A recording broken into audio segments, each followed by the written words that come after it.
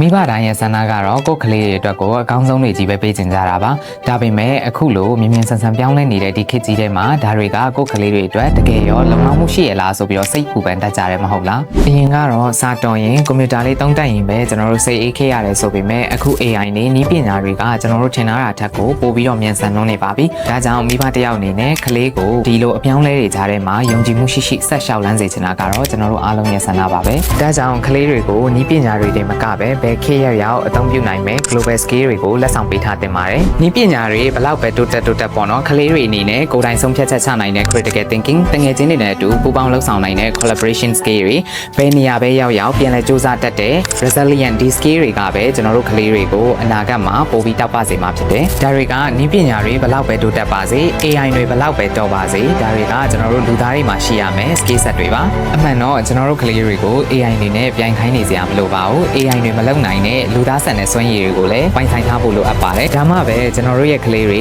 အပြောင်းလဲကိုကြောက်နေကြတဲ့သူမဟုတ်ဘဲနဲ့အပြောင်းလဲကိုယုံကြည်မှုရှိရင်ဆိုင်နိုင်တဲ့ future ready ဖြစ်တဲ့သူလေးတွေဖြစ်လာစေမှာပါခင်ဗျာဒီခရီးကိုမိဘတွေနဲ့အတူကျွန်တော်တို့လည်းအကောင်းဆုံးလမ်းပြပေးခြင်းပါတယ်